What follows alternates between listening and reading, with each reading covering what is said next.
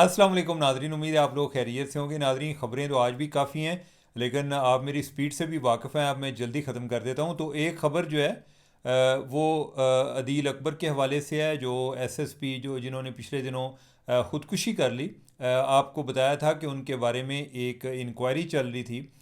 वो इंक्वायरी जो है अब ख़त्म कर दी गई है और उसमें उनको मासूम डिक्लेयर कर दिया गया है। लेकिन इसको मजाक समझें या इसे खुशी की खबर समझें कि एक शख्स जो है वो दो दफ़ा उसकी प्रमोशन रुकी, और इस इंक्वायरी की वजह से रुकी। बेबुनियाद इंक्वायरी थी। पाकिस्तान में किसी के बारे में आप किसी टाइम भी इंक्वायरी खोल सकते हैं। एक दफ़ा एक रिटायर्ड ऑफिसर हैं, यानी रिटायर्ड क्या, कोई छोटे मोटे नहीं, कोई 22वें ग्रेड में रिटायर्ड हुए। वो कॉलम भी लिखते थे, बहुत अच्छा लिखते थे। उनका कॉलम मुझे हमेशा बड़ा मालूमाती लगा। एक दफ़ा मैंने उनको बोला, मैंने कहा सर कोई किताब ही लिखें अपने तजर्बात जो हैं वो। उनको मैंने ज़रा मोटिवेट भी किया, ज़रा प्रोवोक भी किया। मैंने कहा कि सर ये जो आपके पास राज हैं वो कौम की अमानत हैं, आप लोगों के साथ शेयर करें। उन्होंने कहा कि उस तो बाद मेरा की बनेगा। मैंने कहा क्या मतलब, आप तो भी रिटायर हो गए हैं। उन्होंने कहा कि जब ये को बात सरकार को बुरी लगती है तो वो उनकी जवानी के टाइम पर भी जो एक्शन लिए हैं ना, उसकी भी कोई ना कोई इंक्वायरी खोल लेते हैं। कि आप रोज़ाना जब इतने फ़ैसले करते हैं, कोई भी बंदा किसी भी पोजीशन पे, एडमिनिस्ट्रेटिव पोजीशन पे बहुत ज़्यादा फ़ैसले करते हैं, तो अ, उसमें कोई ठीक भी होते हैं, कोई गलत भी होते हैं। असल चीज़ तो ये है कि आपकी इंटेंशन अच्छी होनी चाहिए। तो वो कहते हैं कि वो कोई इंक्वायरी लगा देते हैं, फिर आप जो है वो कभी नैब के पास जाते हैं, कभी एफआईए के पास जाते हैं, वो आप भुगतते रहते हैं। एक हमारे और एक ऑफिसर थे, रिटायर्ड ब्रिगेडियर असद मुनीर मरहूम, यानी कि उन्होंने ख़ुदकुशी की। क्या वजह थी कि नैब ने इसी तरह उन पर कोई इंक्वायरी शुरू की हुई थी। बड़े ऑनरेबल आदमी थे, मैं उनको ज़ाती तौर पर जानता था, इंतहाई अपराइट आदमी थे। लेकिन ऑनरेबल कुछ इस किस्म के कि उन्हें लगा कि मैं जो नैब वाले जो मेरे साथ करेंगे, मुझे 4 दिन बदनाम करेंगे, तो मेरे पास उसके बाद जीने के लिए क्या रह जाएगा। खैर उन्होंने ख़ुदकुशी कर ली। और जो एक नोट लिखा वो सुप्रीम कोर्ट के चीफ जस्टिस के नाम पर लिखा कि इसको इंक्वायरी कराई जाए, और अगर मैं इसमें बेगुनाह हूं तो मुझे एग्जनरेट किया जाए। तो वो भी उनकी डेथ के बाद हुई। तो ये बड़े जो एक मुझे तो मजाक ही लगता है, यानी कि इस तरह की जो इंक्वायरीज़ होती हैं। जो अदील की इंक्वायरी थी वो भी कुछ इस किस्म की थी कि जिस तरह होती है ना बंदे को फसान वाली इंक्वायरी, कि उसमें होता कुछ नहीं है और ना ही आपने कंक्लूड करनी है। बस आपने इंक्वायरी लगाई और ऊपर आपने बिस्तर डाला और सो गए। उसके बाद आपने इंक्वायरी देखनी नहीं। मकसद ये होता है कि किसी बंदे को ख्वार करना, उसका ज़हनी सुकून ख़राब करना, और जब उसकी कोई प्रमोशन वगैरह आती है वो टाइम इसी चक्कर में गुजर जाइए। उसकी इंक्वायरी लगी हुई है। और अनफॉर्चुनेटली हमारे यहाँ ब्यूरोक्रेसी में ये काबिलियत की अलामत समझी जाती है। ये जो बीमार जहनीत है ना, इस तरह की तंग करना, फजूल तंग करना, इसको काबिलियत की निशानी समझा जाता है। अब हम नेक्स्ट टॉपिक की तरफ बढ़ते हैं। एक तो मैंने खैर अफ़गानिस्तान का तो आपको कल बता दिया था कि इन तिलों में तेल नहीं है। आज भी वही खबर है कि बात आगे बढ़ती हुई फिर बढ़ ही नहीं रही। यानी कि वो उड़ते उड़ते उनको फिर बिठा लिया है। यानी कि एक दफ़ा तो ऐसी कि भाई होना गल अगे नहीं बच सकती। फिर जो है जो इनके मीडिएटर हैं, कतर और टर्की वाले, उन्होंने फिर बिठा लिया। उन्होंने क्या कि इधर आओ, फिर ज़रा एक बारी गलबात कर लेने हैं। तो मुझे नहीं लगता कि ये बात किसी नतीजे पर पहुँचेगी। एनीवे, अगर पहुँच जाए, अल्लाह करे मेरी पेशीन गोई गलत साबित हो, उसके बाद भी कई स्टेप्स होंगे, यानी कि। लेकिन कोई यकीनी वाली बात फिर भी कोई यकीनी बात नहीं होती कि उसके बाद वो मुआहदे पर अमल दरामद होगा। लेकिन हम कोई आगे चल तो पड़ते हैं, कोई 50% ही होता है। लेकिन उसके लिए पहले मुआहदा होना ज़रूरी है। और पाकिस्तान का इसरार है कि तहरीरी तौर पे होना चाहिए।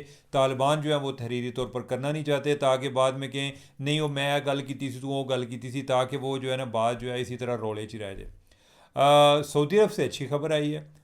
शहबाज शरीफ को उन्होंने बुलाया हुआ था। उन्होंने फिर जो है कोई लॉलीपॉप पॉप दे के भेजा है हमें कि जी अब जो है ना हम जो है इकनॉमिक लेवल पर कोऑपरेशन करेंगे। और फिर एंड जो हुआ है वो बामी जो समझौते की याददाश्त है उन पर हुआ है। ये बात अपनी जगह पर दुरुस्त है। देखें, पाकिस्तान का इमेज जितनी देर से ख़राब है वो रातों रात ठीक नहीं हो जाना। और सिर्फ इमेज का मसला नहीं है, कैपेसिटी का भी मसला है। आपको जो सलमान है, किंग सलमान, या उसका बेटा MBS जो कि इस टाइम डिफेक्टो किंग है, वो अगर कहने पाकिस्तान को मैं 100 अरब डॉलर भेजना चाहता हूँ, तो वो आपके बैंक अकाउंट में भेजे बगैर उसके पास कोई तरीका नहीं है। उसके लिए उसके बगैर यही तरीका होता है कि आप कारोबार करें। कारोबार करने के लिए आपको कोई बहाना होता है जी कि हमारे पास ये अपॉर्चुनिटी है। आप बताते हैं, ये नहीं होता जी कि आप कहें यार 100 अरब डॉलर लै बुना ही थे तो फिर वेखी जाए कि कितने लाने ने। ठीक है, या यानी कि लोगों नुईते बढ़ने ने, तो इस तरह से तो होता नहीं है। तो उसमें हमारे कैपेसिटी के भी इश्यूज़ हैं, चैलेंजेस हैं, इनको डील करते हुए टाइम लगेगा। ये बात दुरुस्त है कि हम खारजा महाज पे काफ़ी बेहतर जा रहे हैं, लेकिन ये अब जो है ना असल में क्रूशल चैलेंज ये है कि इन्वेस्टमेंट पाकिस्तान कैसे लेकर आनी है, और इन्वेस्टमेंट हमें ऐसी चाहिए एक्सपोर्ट ओरिएंटेड, कि चीज़ें इधर बने और बैरून मुल्क जाएँ, ताकि फिर डॉलर आवे तुसी तो मैं रल के खाइए, फिर यूट्यूब का प्रोग्राम भी ना करना पड़े। तो अब देखें खैर क्या होता है। जो खैर पॉजिटिव चीज़ है। अब एक अलबत्ता मुझे ना एक डाउट है, जो मोहम्मद बिन सलमान है वो सऊदी अरब अमेरिका जाने वाले हैं, और उधर भी उन्होंने दिफाई मुआहदा करना है। तो मे भी जो मैंने आपको शुरू में लॉलीपॉप का वर्ड इस्तेमाल किया, उसकी बैकग्राउंड ये थी कि हो सकता है कि उन्होंने कहा हो बेसिकली जो सऊदी अरब है उसकी पहली तरजीह दिफाई मुआहदे के लिहाज से वो अमरीका ही था, पहले भी था। पाकिस्तान जो है यानी कि हम तो ऑफ़र कर रहे थे कि चलो रल मिल के बह जाने हैं, तो रिश्तेदारी कर लेने हैं, लेकिन यह है कि सऊदीया वाले जो हैं उनकी पहली जो तरजीह है वो अमरीका था। वो दोबारा हम हमारे ज़रिए मुआहदा करके उन्होंने अमरीका को भी थोड़ा सा समझाया कि भाई हम पाकिस्तान के साथ जा रहे हैं। तो अब अमरीका जो है उसको लगता है कि जो इधर से सऊदीया से वजीफ़ा आ रहा है ये बंद हो जाएगा, तो वो उनके साथ मुआहदा करने जा रहे हैं। आई डोंट नो, मुझे लगता है कि मेन चीज़ जो है वो डिस्कशन इस हवाले से होगी, इनको इतमाद में लिया होगा कि ये चीज़ें होंगी, आपको बिल्कुल इरेलीवेंट नहीं छोड़ेंगे, आपके साथ भी मुआहदा रहेगा, उनके साथ भी मुआहदा रहेगा, और साथ जो है कुछ ये को बाहमी जो है ना समझौतों की याददाश्तें हैं, इन पर हम साइन कर लेते हैं। तो let's see, hope for the best. क्या पता इधर से को बात जो इकनॉमिक फ्रंट पर चली है हमें ये मिल जाए, हमें दफाई मुआहदे की भी ज़रूरत नहीं है। अगर हमारे मुल्क में सरमायाकारी आ जाए, बेसिकली दफाई मुआहदे के ज़रिए भी हमने आइंदा कुछ चीज़ें ज़्यादा यही करनी थी कि इस तरफ हमारी तरफ भी तवज्जो दें, तो अगर हो जाए तो ठीक है, ये भी ठीक है। लेकिन क्या हो रहा है यानी कि क्या होगा ये वक्त बताएगा। अब जो है यानी कि हम एक बड़ी ही एक इंटरेस्टिंग स्टोरी, बड़ी एक प्राउड मोमेंट हमारे लिए, वो अमेरिका से आई है। एक पाकिस्तानी है, और उन्होंने एक वो एक जो एक कंपनी के मालिक हैं, और उन्होंने अपनी कंपनी बेची है, और ये कंपनी उन्होंने बेची है 11.8 अरब डॉलर की। देखो यानी कि इतनी बड़ी अमाउंट है कि इससे मुंह भर जाता है। यानी कि ये वो अमाउंट है कि अगर हमें इस गवर्नमेंट को मिले ना, तो ये 5 साल जो है ना वो 11 अरब डॉलर में निकाल जाए, और हो सकता है कि दोबारा इलेक्शन जीत कर आ जाए कि जनाब हमने तो इतने पैसे लिए हैं या इतनी सरमायाकारी ले आए हैं। ये होती है नॉलेज इकानमी, इसको कहते हैं पावर ऑफ आइडियाज़।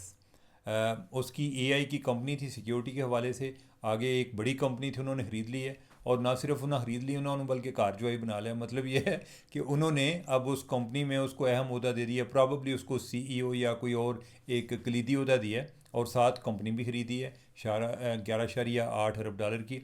अगर आप इसको पाकिस्तान में इसको काउंट करें तो ये बनते हैं 4 खरब 177 अरब रुपये।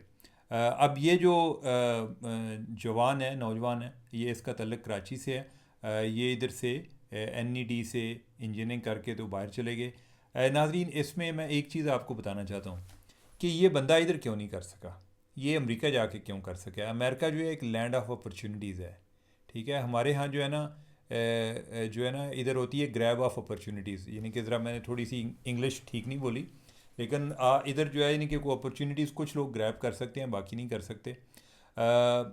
वो कहते हैं कि जो टैलेंट है वो हर जगह पर है, अपॉर्चुनिटीज़ हर जगह पर नहीं है। पाकिस्तान में अपॉर्चुनिटीज़ की कमी है, ओवरऑल माहौल ऐसा नहीं है। अगर आप अमेरिका में हो ना, तो आप में के अंदर एक कैन डू अप्रोच एक पैदा होती है, आप एक बड़ा ऑप्टिमिस्ट फील करते हैं। मैं अमेरिका कुछ अर्सा रह के हूँ, इसलिए मुझे फीलिंग होता है। उधर जब आप होते हैं ना, आपको लगता है पाकिस्तान जाके इनकलाब ले आऊँगा।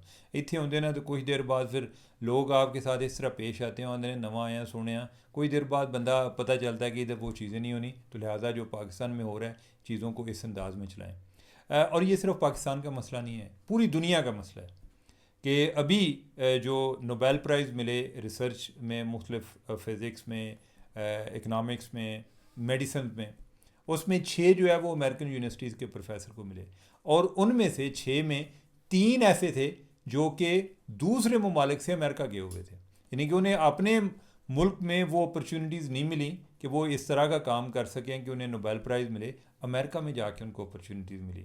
तो ये चीज़ सोचने वाली है कि हम अपने मुल्क को अमेरिका क्यों नहीं बना सकते।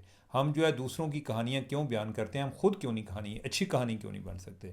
तो खैर एनीवे यानी कि ये एक बड़ी प्राउड मोमेंट है। अब जो है यानी कि हमारी जो फेक न्यूज़ का जो सिलसिला है उसके रिलेटेड भी खबर है कि कल परसों से चल रहा था, कोई पासपोर्ट के हवाले से कोई एक कवर पेज चल रहा था जिसमें इस्लामिक रिपब्लिक ही हटा दिया गया कि जी इस्लामी जमहूरिया पाकिस्तान नहीं है, यानी कि अब पाकिस्तान हो गया। उससे यानी कि बहुत सारे लोगों ने बहुत सारे सवाल उठाए और बहुत सारे खदशात ने जन्म लिया।